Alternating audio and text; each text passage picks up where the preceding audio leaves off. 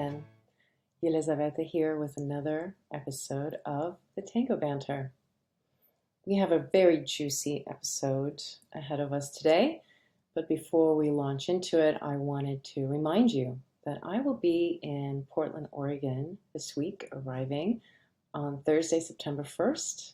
I'll be there until Monday, and I'm coming in especially to teach another 3-day immersion workshop for women who want to work on their leading. So the workshop is from Friday to Sunday. And if you're curious about it, there's a link in the show notes below. Check it out. And I do have some time before the workshop for some private sessions. So those of you interested in working with me one-on-one, I've also included a link to my booking page if you're interested in seeing what times I have available. So, we're talking today about reasons why you might not be getting the dances that you want.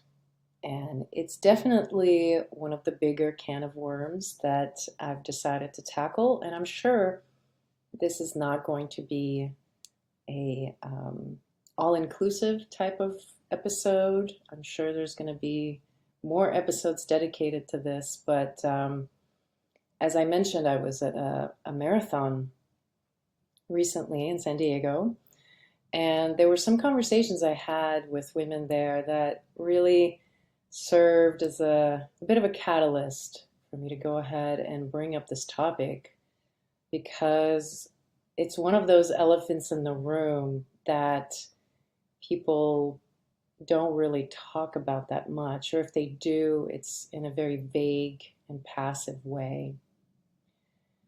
So I want to start out by emphasizing who I'm really speaking about here, because there's many reasons why you might not be dancing with certain people, and not all of them are good or bad reasons. You know, some people choose a certain circle of friends to dance with, and they don't venture out of that, and they're super happy. And so this episode might not really apply to you.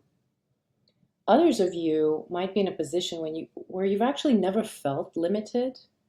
You kind of fell into some fortunate streak with tango. Maybe you came in with some dance experience before. Maybe you've been blessed with some great looks, and you kind of lucked out. So you don't really feel any kind of pressure to dance with anyone else. You're getting all the dances that you want. So this episode, again, might not apply to you, but the people that I want to address specifically are those who are frustrated and struggling. You have been at it for quite some time.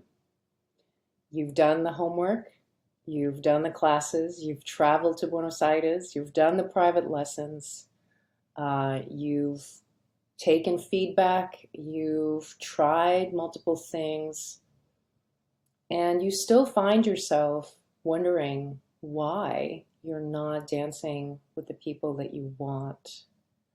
You also might have some friends who are your equals in terms of your level. Maybe they start at the same time, and they are getting the dances that you want, but you are not. And I tell you, it's a very frustrating place to be. How do I know? Well, I've been there, and it is maddening. I've talked on multiple occasions about my nervous breakdown, multiple ones that I've had, triggered by my frustration with tango. And I vividly remember a night at a milonga, one of the last nights in Buenos Aires when I was there the second time. And I was in this kind of an in-between space. I wasn't quite beginner intermediate anymore. I was pretty advanced. I had a lot of experience. I did have opportunity to dance with some advanced dancers. However, I felt like I couldn't break into the next echelon of dancers, no matter what I tried. So it seemed like I was kind of bored with what was available. That sounds kind of cocky and immature, which I was. But, I was bored. I wanted to really experience the higher level dancers. And I wasn't able to attract them. And I don't know, I couldn't tell why. And so I would sit there tanda after tanda and I would watch as my girlfriends who are, maybe a little less experienced than me were attracting those dancers. And I just couldn't figure out why. Eventually, I kind of resigned myself to believing that it was because I wasn't good looking enough, believe it or not, or that I was too old, or that I didn't have the right body, or whatever. I didn't know. And that frustration did lead me to actually quit tango. And I spoke about that before. And when I came back, I started leading, and leading really changed the game for me. But the other thing that I started doing that really helped me to understand what was happening was I started studying other dances. I went to other dance forms with this kind of hunch that there was something that I needed to understand on a fundamental mechanical level. Now, at the time, I didn't know what it was I was looking for. I just, you know, was frustrated with tango. But I started diving into blues dancing, contact improv, ballet, a little bit of salsa, a little bit of swing. I was very fortunate to be involved with a really great community in Portland. You guys know who you are. And there were some, there are some fantastic teachers there, including Brenda Russell, giving a shout out to Brenda Russell, with whom I'm working on this Women Leading Tango workshop. She's been an organizer for this series and has been really working hard to promote this work in the community in Portland. So Brenda is a fantastic mover and fantastic teacher, and her work really contributed to my insights that I gained over time. And eventually things started changing for me because I started to realize that there were certain mechanical principles that are so essential for tango. They might not be essential for all dances. They might actually be optional for certain dances. But for tango, they're not. And I have been studying these principles, applying them myself, studying them with other people and working on them with other people for quite some time. And now is the time for me to sort of start talking about them openly, because for a long time I felt a little shy because my insights and approach were and are quite different from the traditional tango teaching methodology.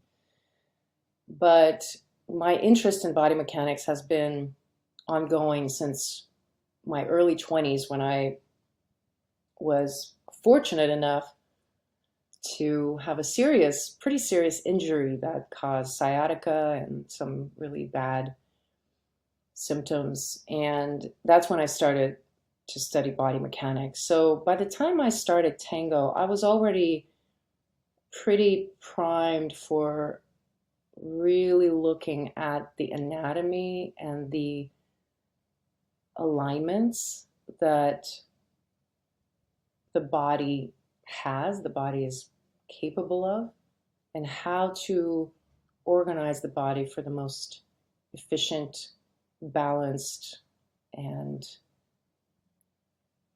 healthy way of movement. So that's always been my focus. So that's just a little bit of background just to kind of give you a sense of where I'm coming from, because I think I just want you to know that I have been thinking about this for so long. And there's a part of me that's a little nervous about bringing this up because, of course, to say, okay, well, this is what you're doing wrong, there's always a little bit of a caution there. But I think there's enough people that I'm encountering in the community who are so dissatisfied. And it is my honest opinion and belief that most people, the problems are actually very solvable. The reason why you might not be getting a dance is it's like a little tweak that has to happen, and you just don't know what it is. And it's very difficult to find out unless you know where to look. So at the San Diego Tango Marathon, I had a couple of conversations. One was with the woman who said, I've been dancing tango for, I don't know, I think she said 20 years or something. And I've been taking privates and doing all this stuff, and there hasn't been any results. And by results, she really meant getting the dances that she wants, dancing with advanced dancers, being accepted into that circle of advanced people. And then another woman, on another occasion at a milonga, she was sitting next to me watching her friend dance, and she says, God, what is this? What is it about her? Why does she keep getting all these dances? And it was heartbreaking because I felt kind of torn, because on the one hand, I know why. I know. But at the same time, I'm not going to be like, well, just so you know. So it's very difficult for me to feel that pain and know that it's not that big of a problem as soon as you learn what it is. But a lot of people are really afraid to ask that question or to really seek out the information, because rightly so, I think we all have this fear that we're going to find out that we're really not good enough. We're going to find out that we're not beautiful enough, we're not young enough, we're not pretty enough, we're not whatever enough, right? We're not enough. So it's hard to ask that question openly and really seek out an answer. And also, a lot of times when we ask, it's very hard to get the answer that actually is functional. And this is a critique of the whole field of tango. And I say that with humility and gratitude for all the teaching I've received from multiple teachers. But it is a fact that many, if not most, teachers who teach tango, they might know tango really well, but they don't know anatomy and they don't understand mechanics. They might know things in theory, but they don't know it practically. So for somebody who's learning tango from the start, it might be okay. to go to just someone who teaches you the movements. But when you're getting to that place of frustration where you already know the basics, but you're still not getting the dances you want, that's when these kinds of things matter. It matters the kind of teacher you have. So, I've also been leading and following equally. And I think that makes my case special, my insight, because I talk a lot to both. I talk a lot with leaders, I talk a lot with followers. I get their commentary on how they feel and what they want and what they're not getting. And also then I'm able to feel on both sides. I feel as a follower what some of the most common things leaders are dealing with that followers complain about, and vice versa.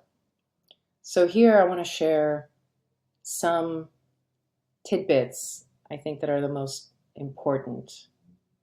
And I want to share with you some applicable, practical tools that you can use to solve some of these issues if you find yourself in this position where you're frustrated and you're ready, you're really willing, you really want to open up your dance circle and dance with more advanced dancers.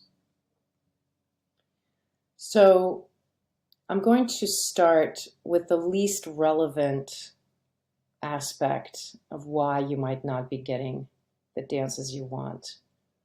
And this is the aspect that a lot of people will resort to thinking is the reason. They'll think it's the main reason, but it's actually the least important one. And that's anything to do with age, weight, looks, dress, any superficial quality.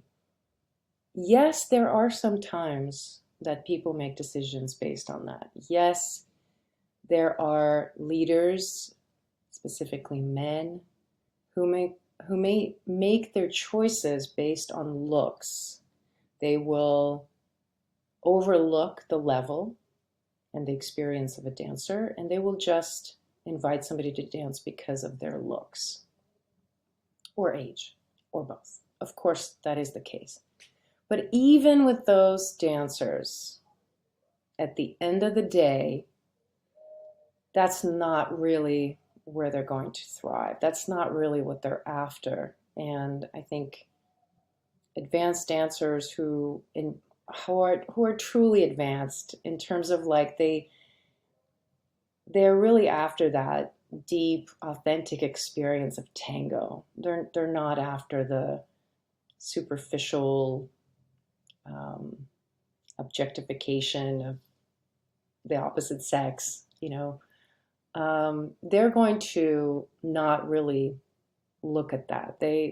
Most advanced dancers that I've talked to, both men and women, they don't really care about the looks, about the level, any of that.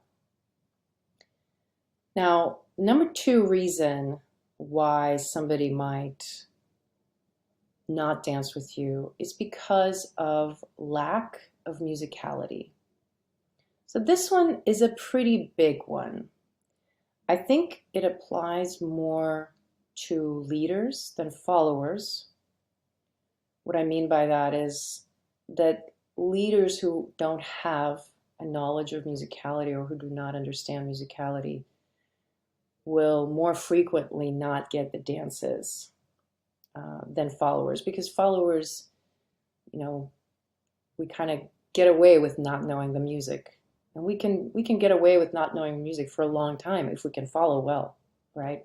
But for leaders, especially if you've been dancing for a long time, and let's say your mechanics are pretty good, everything's pretty good, but you're not really attracting those dancers that you can tell are more advanced in the level, then a lot of times it's because of the music, because we really want to feel the music. And the more you dance, the longer you dance, the more it matters, because tango can get pretty boring if there's no musicality. And I know for me, when I go to a milonga, I'd rather sit out a tanda than dance it with somebody who does not know the music.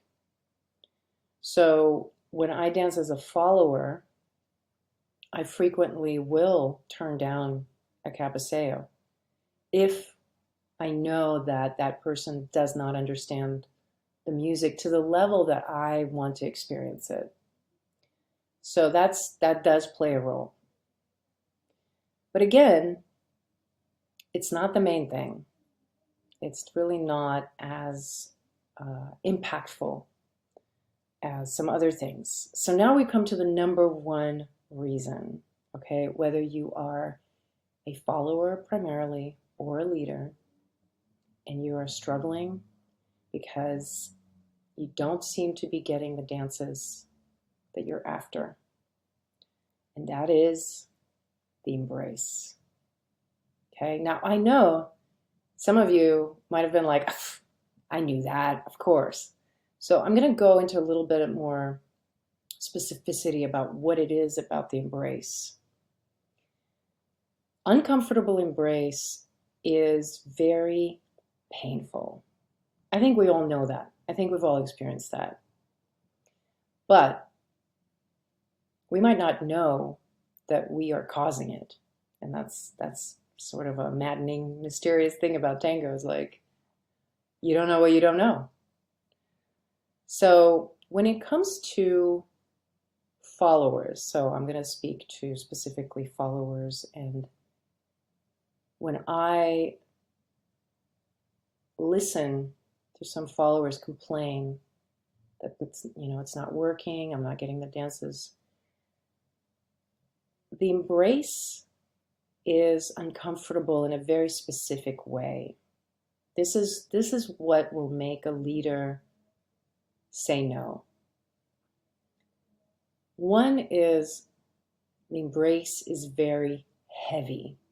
The body is very heavy, meaning it's very difficult to move the body, right? So if the leader has to apply a lot of force to make you move, it creates a lot of tension that's very uncomfortable. So when I dance with somebody who's very heavy, it's like my shoulders hurt, my back hurts, and my neck hurts. It's very difficult. And it might not be a huge amount of resistance, but if it's just enough, it can cause that pain. And so in that situation, I'm going to avoid dancing with somebody like that because 12 minutes of that is intense. Now, another way that an embrace can be very uncomfortable is stiffness. So again, I'm still talking about followers. These are the main two things that I hear over and over again from other leaders and from, other women who also lead. I've experienced it myself. The embrace is either too heavy, meaning that it takes a lot of energy to move, or the embrace is very stiff. So there's a lot of resistance in the embrace. There's kind of like the body's moving as one chunk. And particularly that might be happening from keeping the frame really solid without articulating a lot at the shoulders, or, sort of like that spiraling that needs to happen in the spine. So when the embrace is very stiff, again, the follower might not be very difficult to move, but the stiffness of the embrace makes it very uncomfortable. And so one aspect of this kind of situation is there can be just a tiny bit of pressure in the embrace, pressure from the open side of the embrace. And that pressure, even a little bit, but the fact that it's consistent causes incredible amount of discomfort for the leader. I mean, there are times that my whole left arm and shoulder begin to throb with pain. And I might be dancing with somebody who is like 6 inches shorter than me, petite, tiny little thing, and I'm like burning in pain. And it's because of this stiffness. Now, when it comes to leading, so for leaders, those of you who are leaders, how that translates is similar, but of course, a slight difference here because the leader doesn't need to doesn't need to be moved, right? But the leader needs to move me. And so there's a couple of situations where the embrace can be uncomfortable. One is too much force in the embrace, too much tension, very rigid, in such a way that it doesn't allow me the freedom to move my body the way I need it to be moving. So it limits my range of motion. So if I feel that as a follower, I cannot move the way I need to, this will influence my balance. It will impact my back, my neck. You know, I've even had situations where a leader would squeeze my right hand so hard that my wrist would start hurting. And I've actually had to give that feedback recently to somebody and just ask them not to squeeze my hand so hard. So either that, for leaders, it can be either that, or it can be not enough information, too passive, too soft, not enough direction.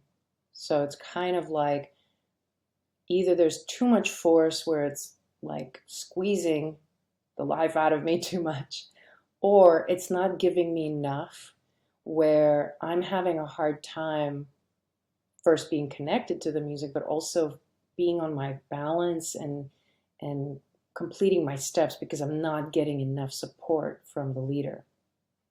So those two situations happen with leaders. So by far, what I've just described, I bet, is the number one cause why somebody might not agree to dance with you. Now, other people might not feel the same way. It's all subjective. Of course, it's chemistry. Of course, there's other things at play. And as I frequently say, one dancer's dreamboat is another dancer's train wreck. So when you try to dance with me, I might say no for this reason. But for other person, it might be okay, and they might not feel that same thing. So again, there's nothing wrong with that if you are satisfied with what you're getting at the milonga and you're good, you're happy. But if you are frustrated and you're trying to dance with dancers like myself, people who are, really looking for that quality connection and musicality, and have very high standards, and you want to kind of penetrate that that circle of dancers, then this is what you need to look at the most, is the quality of your embrace first. Second is musicality. Third, you can assess how you look and how you dress. That can be like the icing on the cake. Sometimes, it might only take a shorter skirt and you'll get that dance. It's it's not the greatest thing to say, but it does work. I was told to do that many times. Now, I want to quickly cover what contributes to an uncomfortable embrace and what you can do about it. So this is where I'm going to give you some practical suggestions of how to start unpacking that for yourself so that you know that there is a way to improve. Okay? There's definitely a way. It's not like you're not talented enough or gifted enough.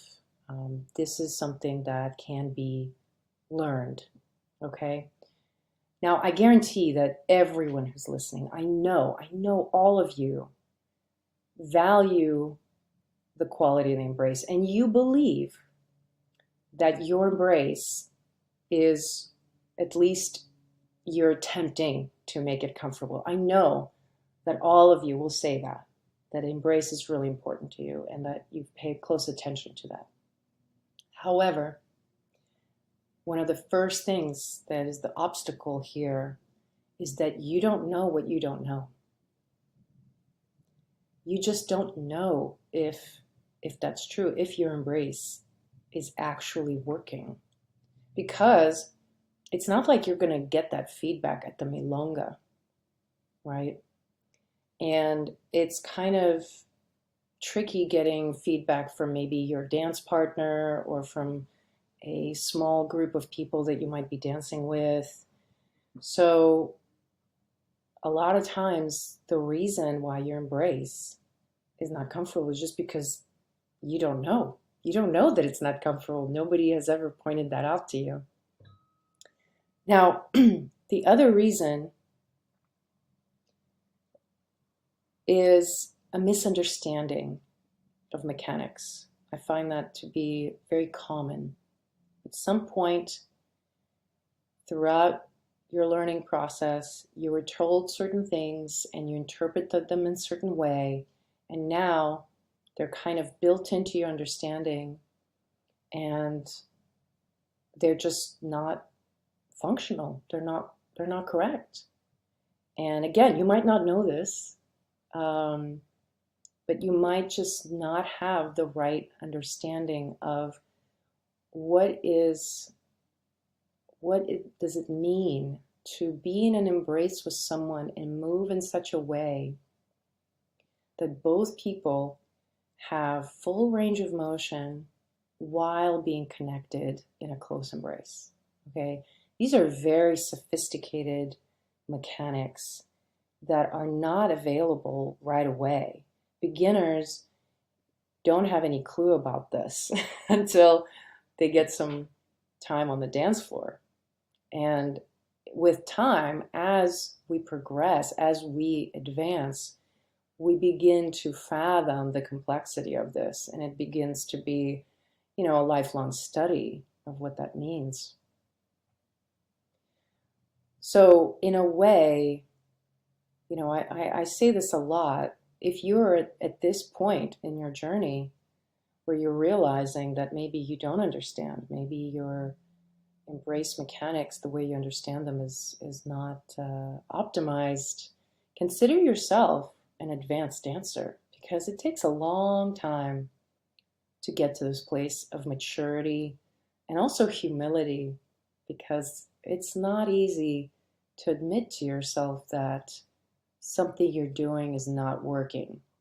I mean, when I finally admitted that to myself, it was in the midst of a huge temper tantrum in myself where I threw the baby out with the bathwater and quit tango because I was like, F this.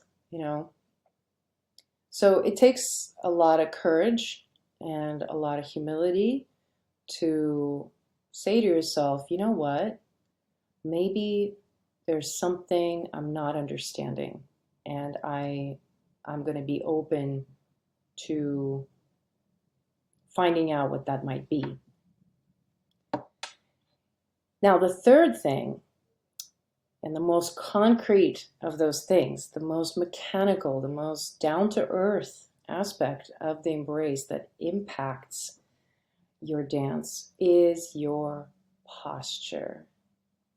And by posture, I mean alignment. Alignment of your body in relation to the other person's body, and how that alignment moves and changes every moment. That is something that we don't get to work on in group tango classes almost ever. It's not something you get by drilling different movements in front of a mirror over and over again. It's not something that you get by drilling a movement with your partner over and over again. That, what I'm talking about is a level of awareness that really requires a certain responsibility for yourself and a self-study.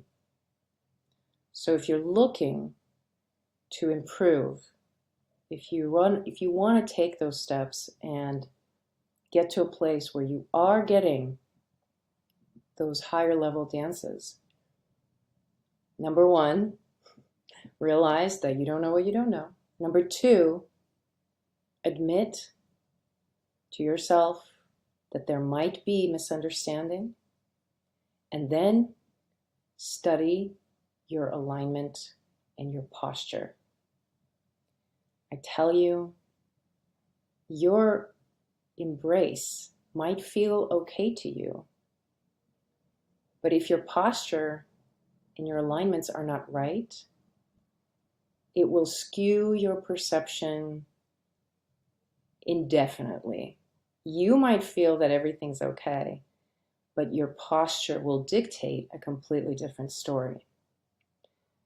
So, how do you go about resolving this conundrum? I'll give you 3 actionable tips that you can take and apply almost immediately to help you. Number 1, most effective way is to take some privates. Private instruction is going to be your best bet. But you got to be really choosy and very picky with who you work with. Specifically, I recommend that you choose a teacher who dances both roles regularly. I'm not talking about teachers who know both roles, but they dance mostly in one role at the milonga. I'm talking about teachers who dance both roles socially, which is quite rare these days. But that's going to be your best bet, because those are the teachers who'll be able to communicate with you on your level. You know, when you go as a follower, for example, if you get feedback from somebody who only leads socially, their perspective and the language that they're going to use, you might not understand it fully. You know, like how many times have you heard the instruction, just relax, relax, relax your shoulders. And you're like, what? I'm trying to relax, you know? So you need somebody who really understands what it means to dance from your role and can tell you how to do it and can find a language that you understand. So this is what I do, you know, and if you are near me and you want to work with me, I would be happy. I tell you, I love nothing more. There is nothing more rewarding for me than to help dancers overcome these really frustrating plateaus, because honestly, life is too short. We really should be dancing up a storm and getting everything we want out of tango. There is no reason why we shouldn't. So, you know, if you are in the area and you want to work with me, you can contact me. I also can work with you online, and you'll be surprised. A lot of people discount online work as maybe not as effective, but at this level, when you're someone who already understands the basic structure and you know the vocabulary, I tell you, I can watch you on video for 30 seconds and I'll be able to tell you exactly what's going on and give you recommendations. So if you don't have somebody in your area and you just really need some clarification, you really know that posture and alignment is something you're struggling with, I can help you. So you can reach out to me. But if you know teachers in your area who are of that caliber and you trust them, then reach out to them and invest that money into some good private sessions. And I'm talking about not just one or two, but like maybe 15 sessions consistently. Because if you get that time with them, it takes time to integrate new mechanics. And even with my one of my students right now, we've worked together for 4 sessions, and in the fourth session, I just she received an instruction, and suddenly she's like, "Oh my God, this is what you told me in the first session, and I just now got it." And I'm like, "Yep, that's the way tango works." So that's going to be your best, shortest route, okay, most efficient route to get this resolved. Don't waste your time on group classes.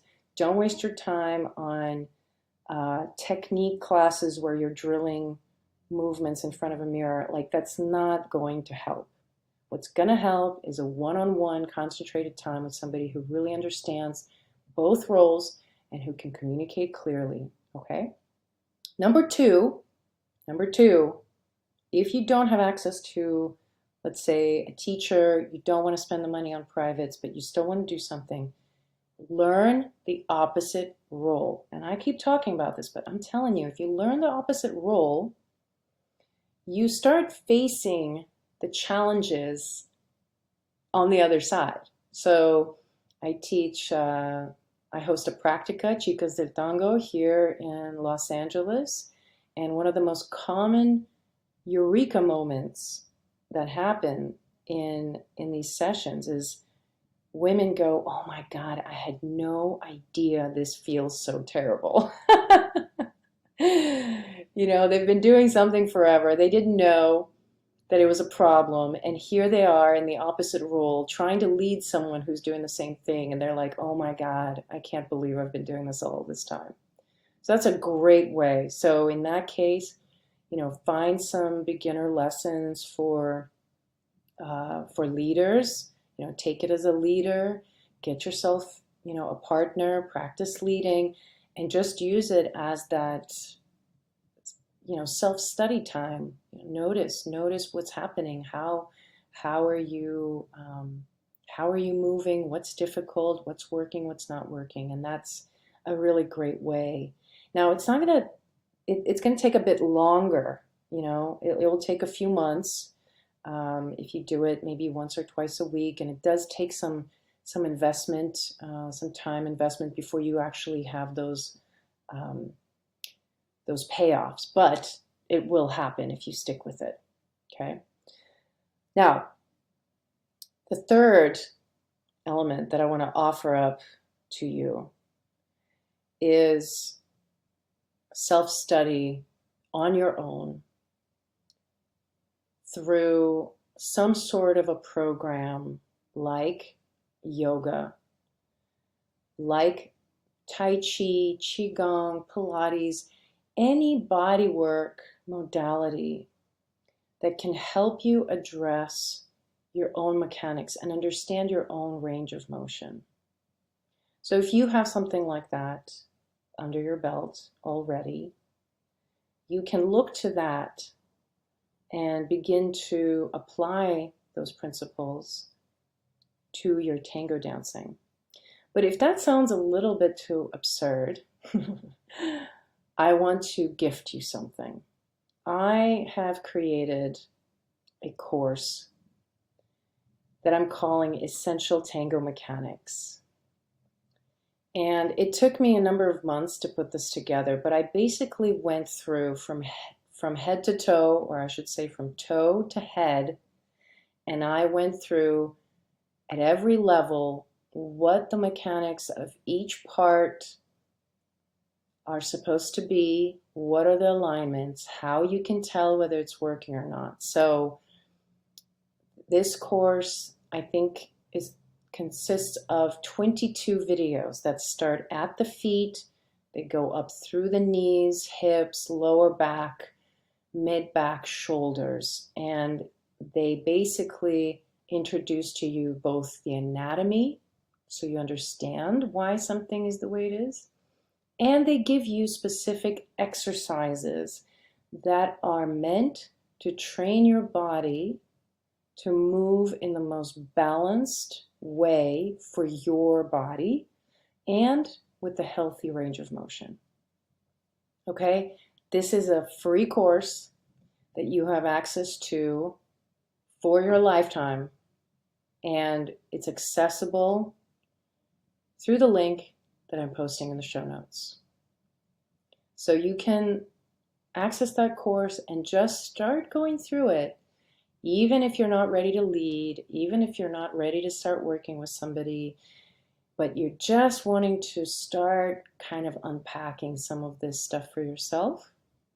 Check out this course, and I think it will be a really good start. So, to wrap up, if you are one of those dancers who's been frustrated, you're ready to up-level your dance, you want to be dancing with higher level dancers, look no further than the mechanics of your embrace and your posture. Find a way to begin to study yourself, study your movement, take responsibility, and discover that you're really not that far off. Typically, you'd be surprised. It's just a tiny little tweak in your thinking and just a little bit of reprogramming, and it opens up a whole new level and a whole new realm of possibilities. This is what I found for myself. Once I incorporated these mechanics that I cover in the free course, once I really started practicing them, I was amazed at the dances I was getting. I mean, I gave up on any goal of attracting higher level dancers, eventually, like at that time when I quit. I didn't care. I didn't care to dance with professional dancers. I didn't care to pursue them in any way. And out of nowhere, suddenly, people wanted to dance with me. And that continues to this day. And it really is not because I'm somehow super duper advanced or that I have some sort of secret ability or talents. It's just the mechanics. I've been able to integrate the mechanics, understand them from both sides, and feel them from both sides, understand what my partner needs. Because when you understand what you need in your body, your partner automatically will feel better. You will feel better to them. I guarantee it. So, I'm curious how this episode landed for you. If it ruffled some feathers, I want to know. Let me know. You can reach me on social media at I'm So Tango or email me at connect@imsotango.com. I hope to see you in Portland, and until next time, lots of love and have a great rest of your week.